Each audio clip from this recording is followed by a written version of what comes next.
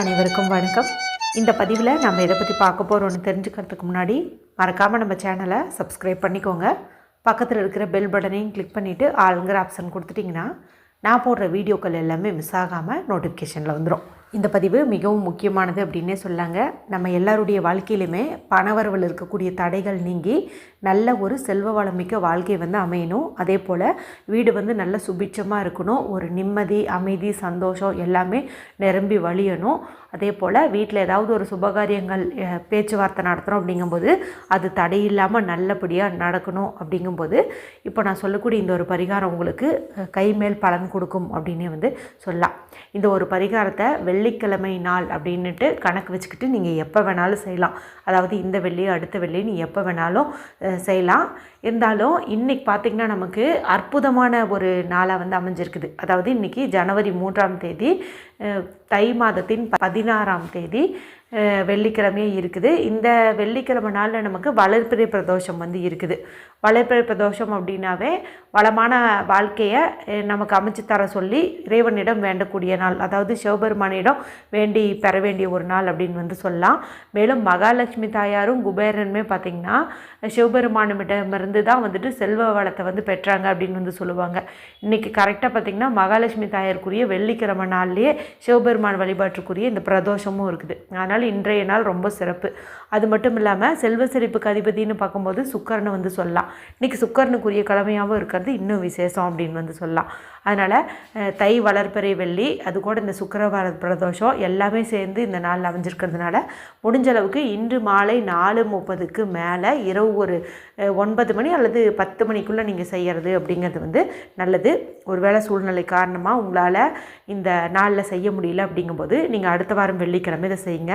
இதை செய்யறதுக்கு சில விதிமுறைகள் இருக்குது. அதாவது பீரியட்ஸ் டைமில் பெண்கள் இதை செய்யக்கூடாது. அதனால் பீரியட்ஸ் இல்லாத மாதிரி ஒரு வெள்ளிக்கிழமையாக பார்த்து நீங்கள் செஞ்சுக்கணும். அதே போல் அசைவம் சாப்பிட்ருந்தீங்கன்னாலும் நீங்கள் இந்த ஒரு பரிகாரத்தை செய்ய முடியாது. ஸோ இதெல்லாம் இல்லாத மாதிரி ஒரு வெள்ளிக்கிழமை நாளாக பார்த்து நீங்கள் இதை செஞ்சுக்கோங்க. சரி, இப்போ நம்ம என்ன பரிகாரம் செய்ய போகிறோம் அப்படின்னு தெரிஞ்சுக்கிறதுக்கு முன்னாடி வருகின்ற பிப்ரவரி 1 தேதி ஞாயிற்றுக்கிழமை அன்னைக்கு தைப்பூசமானது இருக்குதுங்க. இந்த தைப்பூச நாளில் நம்ம ஒரு நாள் விரதம் இருந்தோம் அப்படின்னாலே நமக்கு 48 நாட்கள் விரதம் இருந்த பலன் கிடைக்கும் அப்படின்னே சொல்லலாம். அந்த ஒரு நாள் விரதத்தை எந்த மாதிரி கடைப்பிடிக்கணும், அன்றைக்கி நிலைவாசல் பூஜை எப்படி செய்யணும், வேல் வழிபாடு எப்படி செய்யணும், என்ன மந்திரம் சொல்லணும், எந்த தீபம் ஏற்றணும் என்பது குறித்து தெளிவான விளக்கத்தோட நேற்றைய வீடியோ போட்டிருக்கிறேன். இது வரைக்கும் நீங்கள் பார்க்காம இருந்தீங்கன்னா எண்டு ஸ்க்ரீனில் லிங்க்கு கொடுக்குறேன், பார்த்து தெரிஞ்சு வச்சுக்கோங்க. இதெல்லாம் பார்த்திங்கன்னா வருஷத்துக்கு ஒரு முறை மட்டுமே கிடைக்கக்கூடிய வாய்ப்பு. அதனால் யாருமே தவற விட்டுறாதீங்க. அதே போல் வெள்ளிக்கிழமை நாள்லேயே செய்கிற மாதிரி இன்னொரு பரிகாரம் பார்த்திங்கன்னா 16 அகல் தீப பரிகாரம்னு சொல்லலாம். மகா பெரியவார்லேயே ஒரு பரிகாரம் அது. அதை எந்த வெள்ளிக்கிழமை நாளில் வேணாலும் தொடங்கலாம். இருந்தாலும் இன்றைக்கி தை வெள்ளியாக இருக்கிறதுனால இன்றைக்கே தொடங்கிறது கூட சிறப்பு. இது குறித்து ஒரு வீடியோ இருக்கும், பார்த்துக்கோங்க. அதே போல் இன்றைக்கி இந்த சுக்கிரவார பிரதோஷம் இருக்கிறதுனால கல்லுப்பு இரவு தூங்கிறதுக்கு முன்னாடி ஒரு முறையில் வச்சுட்டு தூங்குங்கன்னு ஒரு பதிவு போட்டிருந்தேன். அதே போல் இன்றைக்கி மாலை 4:30லேருந்து 6, ஒருவேளை அதை ஃபாலோ பண்ண முடியலன்னா இரவு தூங்கிறதுக்குள்ளார ஒரு வரி மட்டும் ஒன்று சொல்லியிருந்தேன். அந்த ஒரு வரியை சொன்னாலே சகல ஐஸ்வர்யங்களும் நம்மளை தேடி வரும் அப்படின்னே சொல்லலாம். இப்போ பார்த்திங்கன்னா மொத்தம் 4 வீடியோ சொல்லியிருக்கிறேன். 4 லிங்க்குமே உங்களுக்கு எண்டு ஸ்க்ரீனில் வரும், பார்க்காதவங்க பார்த்து பயன்படுத்திக்கோங்க. சரி, இப்போ இந்த பரிகாரம் என்னென்னு பார்த்தலாமா? இதுக்கு நமக்கு ஒரு கண்ணாடி பாட்டில் அல்லது ஒரு டம்ளர் இல்லை பவுலு இது மாதிரி ஏதாவது ஒன்று எடுத்துக்கிறது அப்படிங்கிறது சிறப்பு. கண்ணாடி இல்லை அப்படிங்கும்போது பீங்கான் அல்லது மண் சம்மந்தப்பட்ட ஒரு அகல் விளக்கோ இல்லை கிண்ணம் மாதிரி வச்சுருந்தீங்க அப்படிங்கும்போது நீங்கள் அதை எடுத்துக்கலாம். ஆனால் இந்த 3 தவிர வேறு எதையும் எடுத்துக்கூடாது. அதாவது இந்த பிளாஸ்டிக்கு, பித்தளை, காப்பரு, சில்வரு இதெல்லாம் நீங்கள் யூஸ் பண்ணக்கூடாது. பீங்கான், கண்ணாடி, அதே போல் மண் சம்மந்தப்பட்டது, இது 3 மட்டும்தான் நீங்கள் எடுத்துக்கணும். இப்போ எடுத்துகிட்டு நல்லா க்ளீன் பண்ணிட்டு இதுக்கு இஷ்டப்பட்டிங்கன்னா நீங்கள் மஞ்சள் குங்குமம் வைக்கிறது சிறப்பு. ஏன்னா அப்படி வைக்கும்போது நல்லா பார்க்கறதுக்கே மங்களகரமாக இருக்கும். அந்த மாதிரி நீங்கள் பண்ணிக்கோங்க. இப்போ இதில் நம்ம கல்லுப்பு போடணும். இந்த கல்லுப்புங்கிறது லக்ஷ்மி கடாட்சம் பொருந்தியது. அதுவும் வெள்ளிக்கிழமை நாளில் கல்லுப்பு வச்சு நம்ம செய்யக்கூடிய பரிகாரமானது கைமேல் பலனை கொடுக்கும் அப்படின்னு சொல்லலாம். இப்போ இந்த கல்லுப்பு வீட்டில் சமையல் அறையில் இருக்கிறத எடுத்துக்காதீங்க. புதுசாக ஒரு பேக்கெட் பிரிக்காமல் வச்சுருந்திங்கன்னா அதுலேருந்து எடுத்துக்கோங்க. இல்லைனா பூஜை அறையில் நம்ம சேனல் ரெகுலராக பார்க்குறவங்களாம் கண்டிப்பாக ஒரு பேக்கெட்டு தனியாக வச்சுருப்பீங்க. ஏன்னா சில பரிகாரத்துக்கெல்லாம் அந்த மாதிரி பூஜை அறையில் இருக்கிறத எடுங்கன்னு சொல்லியிருப்பேன். அந்த மாதிரி வச்சுருந்திங்கன்னா அதுலேருந்து நீங்கள் ஒரு கைப்பிடி அளவுக்கு எடுத்துக்கோங்க. கல்லுப்பு வச்சு செய்யக்கூடிய பரிகாரத்துக்கு நம்ம கீழே ஏதாவது விரிப்பு விரித்து வச்சு அது மேலே வச்சு தான் நம்ம செய்யணும். ஏன்னா அதுக்கு நம்ம மரியாதை கொடுக்கணும். மேலே உப்பு வந்து தரையில் சிந்தக்கூடாது. அதனால் ஒரு விரிப்பு விரித்து வச்சுட்டு பொறுமையாக இந்த கல்லுப்பை வலது கையால் எடுத்து அழுத்தம் கொடுத்து பிடித்து அதன் பிறகு அந்த பவுல்லையோ டம்ளர்லேயோ வந்துட்டு நீங்கள் போட்டுக்கோங்க. சும்மா கொஞ்சம் மட்டும் போடுங்க, ரொம்ப நிறைய எடுத்து போட வேணாம், சரிங்களா? கொஞ்சம் மட்டும் நீங்கள் போட்டுக்கோங்க. அடுத்து இதில் நம்ம ஒரு முக்கியமான பொருள் வந்து போடணும். அதுக்கு மேலே இன்னும் கொஞ்சம் கல்லுப்பு போடணும், சரிங்களா? சரி, அந்த என்னென்ன பொருள் அப்படின்னு பார்த்தீங்கன்னா, ஏலக்காய் வந்து 2 போடலாம், இல்லைன்னா 1 போடுறதுனால போடலாம். நல்ல விதைகள் வெளியில் தெரியாத மாதிரி 1 வந்து போடணும். அதே போல் கிராம்பு வந்து போடணும். கிராம்பு வந்து ஒரு 3 எண்ணிக்கையில் போடுறது சிறப்பு. ஏன்னா இது பணவரவில் இருக்கிற தடைகளை வந்துட்டு நீக்கிடும், மணி பிளாக்கேஜ் வந்து நீக்கும். அதனால் இது 3ங்கிற எண்ணிக்கையில் மேலே அந்த மொட்டு இருக்குது பாருங்கள், அந்த மொட்டோடு இருக்கிற மாதிரி பார்த்து எடுத்து போட்டுக்கோங்க. 1 அல்லது 2 ஏலக்காய், கிராம்பு மட்டும் 3, சரிங்களா? அடுத்து ஒரு சிறு துண்டு பட்டை. இந்த பட்டையும் பார்த்திங்கன்னா நல்ல பணவசிய பொருள். இதை வந்துட்டு நீங்கள் போட்டுருங்க.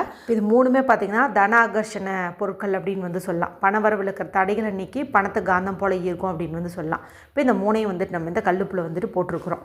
இப்போது மறுபடியும் இன்னும் கொஞ்சம் கல்லுப்பு எடுக்கணும். உன்னை வந்து கொஞ்சமாக போட்டுக்கோங்கன்னு சொன்னேன் இல்லையா? இப்போ இன்னும் கொஞ்சம் எடுங்க. இன்னும் கொஞ்சம் எடுத்து அதே மாதிரியே அழுத்தம் கொடுத்து பிடிக்கணும். நம்ம கையை வந்து அது லைட்டாக வந்து குத்தணும், அந்தளவுக்கு நீங்கள் அப்படியே வந்து பிடிக்கணும். பிடிச்சிட்டு இப்போ இதுக்கு மேலே வந்து போட்டுருங்க. இப்போ பார்த்திங்கன்னா கீழே கல்லுப்பு, அதுக்கு நடுவில் இந்த 3 முக்கியமான பொருட்கள், அதுக்கு மேலே கொஞ்சம் கல்லுப்பு இப்போ போட்டிருப்போம். ஸ்டஃப் பண்ண மாதிரி வந்து வச்சுருப்போம். பார்த்திங்கன்னா அந்த பொருட்கள் எதுவுமே வந்துட்டு தெரியாது, எல்லாமே இந்த உப்புக்குள்ளே மறைஞ்சிருக்கும். இந்த மாதிரி வந்து பண்ணிக்கோங்க. அடுத்தது ₹1 காசு ஒன்று எடுத்துக்கோங்க, அல்லது ₹5 காசு கூட எடுத்துக்கலாம். ஏதாவது ஒன்று எடுத்துகிட்டு சுத்தமான தண்ணியில் கழுவிட்டு இப்போ இந்த மேலே உப்பு போட்டுச்சுக்கும் பாருங்க, அதில் வந்துட்டு அப்படியே சொருகி வைங்க. அதாவது படுக்க வைக்காதீங்க, அப்படியே வந்து சொருகி வைங்க. கொஞ்சம் வெளியில் தெரிகிற மாதிரியும் இருக்கணும், உள்ளே பாதி இருக்கிற மாதிரி இருக்கணும். இந்த மாதிரி வந்துட்டு நீங்கள் சொருகி வச்சுருங்க. இப்போ உங்கள் 2 கைக்கு நடுவில் இது இப்படி வச்சுட்டு மனதார உங்களுடைய குலதெய்வம், இஷ்ட தெய்வம், மகாலட்சுமி தாயார், இன்றைக்கி சிவபெருமான் வழிபாட்டுக்குரிய நாளாக இருக்கிறதுனால அவரையும் வந்து வேண்டிக்கோங்க. அவரை சிவபெருமானாக நீங்கள் இன்றைக்கி நினச்சி வேண்டதை காட்டிலும் ஐஸ்வரேஸ்வரராக நினச்சி வேண்டுறது நல்ல ஒரு ஐஸ்வர்யத்தை வந்துட்டு கொடுக்கும். இந்த மாதிரி வந்து வேண்டிக்கோங்க. வேண்டிக்கிட்டு இப்போ பூஜை அறையில் நீங்கள் இன்றைக்கி விளக்கேற்றுவீங்க இல்லையா? கண்டிப்பாக வெள்ளிக்கிழமை நாள்னா வந்து விளக்கேற்றுவீங்க. அந்த மாதிரி விளக்கேற்றும் போது உங்கள் வீட்டில் 5 சுவாமி படத்தில் மகாலட்சுமி தாயார் இருந்தாலும் சரி, இல்லை தனியாக மகாலட்சுமி தாயார் படம் வச்சுருந்தீங்கனாலும் சரி, அங்கே இதை நீங்கள் கொண்டு போயிட்டு வச்சுருங்க. கண்டிப்பாக வந்து பூஜை அறையில் தான் இதை நம்ம வைக்கணும். இப்போ பூஜை ரூம்லேயுமே தென்மேற்கு மூலை, சவுத் வெஸ்ட் கார்னர், இப்போ பூஜை அறை இருக்குது அப்படிங்கும்போது அதில் இந்த தென்மேற்கு மூலை, அந்த ரூமுக்குள்ளார தென்மேற்கு மூலை, சவுத் வெஸ்ட் கார்னர், அங்கே தான் வந்துட்டு இதை நம்ம வைக்கணும். இப்போ நீங்கள் எப்பவும் போல் ஊதுபத்தி, சாம்பிராணி இதெல்லாம் காட்டி பூஜை பண்ணுவீங்க இல்லையா? அந்த மாதிரி வந்து பண்ணிக்கோங்க. அதே போல் இந்த கற்பூர ஆரத்தி காட்டும்போது இந்த உப்பு குவியலுக்கும் வந்துட்டு நீங்கள் காட்டுறது அப்படிங்கிறது நல்லது. இந்த மாதிரி வந்து பண்ணிக்கோங்க. இது வந்து 1 மாதம் வரைக்கும் அப்படியே இருக்கட்டும். 1 மாதம் வரைக்கும் அங்கேயே இருக்கட்டும். 1 மாதம் கழித்து உங்களுக்கு எப்போ வந்து டைம் வசதிப்படுதோ அந்த சமயத்தில் இதுக்குள்ளே இருக்கிற அந்த பொருட்கள் எல்லாத்தையுமே கால்படாத இடத்துல நீங்கள் போட்டுருங்க. ஏதாவது மரம், செடி, கொடிக்கு அடியில் வந்துட்டு போட்டுக்கோங்க. அந்த ₹5 காசோ ₹1 காசோ அது மட்டும் நீங்கள் வந்துட்டு எடுத்துக்கோங்க.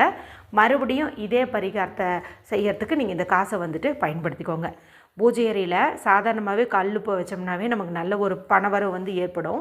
மேலும் அதில் இந்த 3 முக்கியமான பொருட்களை நம்ம மறைச்சி வச்சுருக்கோம். அதாவது கிராம்பு, ஏலக்காய், பட்டை, இது 3ஐயும் வந்துட்டு மறைச்சி வச்சுருக்குறோம். அப்படிங்கும்போது வீட்டில் உள்ள பணவரவில் இருக்கக்கூடிய அந்த திருஷ்டிகள் எல்லாம் நீங்கி இனி மின்னல் வேகத்தில் 4 திசைகள்லேருந்து உங்களை தேடி பணம் வரும் அப்படின்னே வந்து சொல்லலாம்.